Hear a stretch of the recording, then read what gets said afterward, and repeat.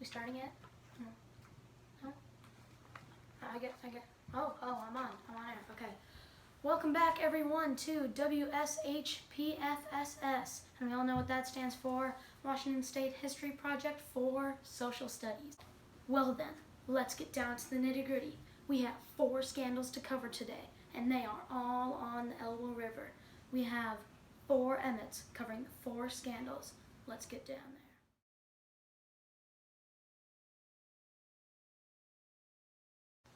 Thank you, Anchor Emmet.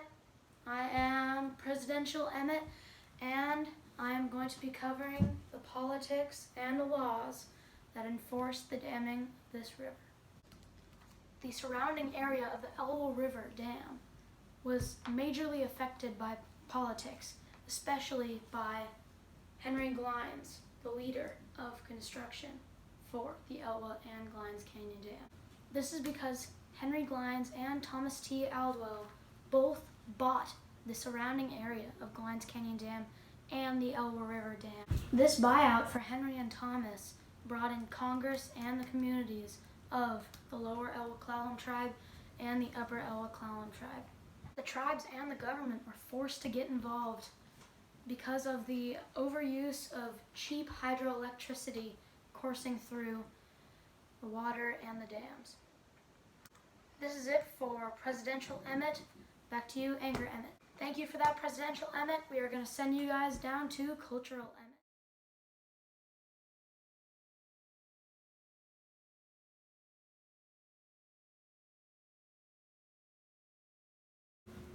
Hello, everybody.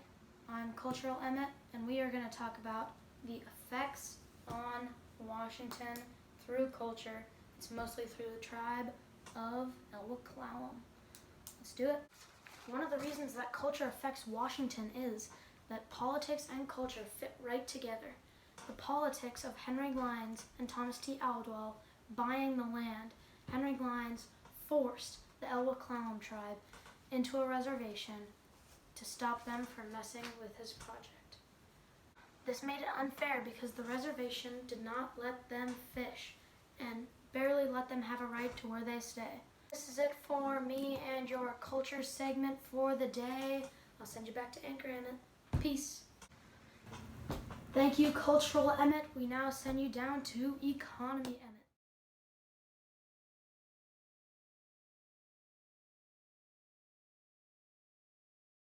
Emmet.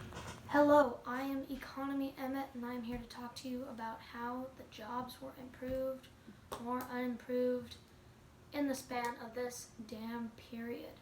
Let's do it. These dams created a great job opportunity for many unemployed people in the Elwha area, and the tribes people that did not have jobs could get jobs through dam services, including construction and maintaining the dam, make sure it is running properly. This will conclude our short economy segment. What you need to take away from this is that the jobs were of plenty in the Elwha area during this damming time. See you next time. Back to you, Anchor Emmet. Thank you for that, Economy Emmet. We now send you down to our most important scandal of the day. Here's to you, Environmental Emmet. Before we send you down to our key interview of the day, I would like to warn you not to be amused by our guest today. He will get very angry.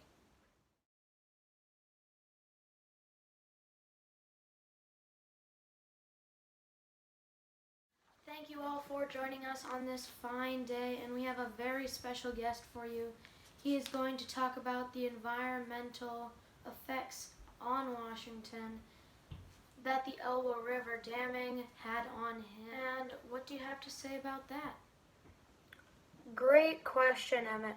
Well, we had a struggle getting past that dam to hatch our... This made it tough to survive in an environment where we had to stay out in the ocean and not have a place to hatch our eggs. We needed to survive, and this was a great turning point in our kind's history. Thank you for that very thorough answer, Mr. Fish. Another question for you. This will be the last one of the day. What kind of struggles did your kind face out there in the ocean when you didn't know what to do because you couldn't get back to your own stream? Our kind struggled immensely out there in the ocean because we were a large source of prey to larger animals in the ocean. Plus, we couldn't hatch our eggs, which means our fish numbers were dropping by the millions. We were not hatching eggs, which means less fish. More fish were dying because of our predators eating us. So all in all, less fish. But when the river was undammed, we all went back and all of the fish populations grew back. Thank you for that, Mr. Fish. We now send you back to Anchor Emmett to finish off the day for you. See you next time. Thank you all for tuning in on this fine Wednesday. That's it for WSHPFSS. I'll see you next time, ladies and gentlemen. Thank you for your time.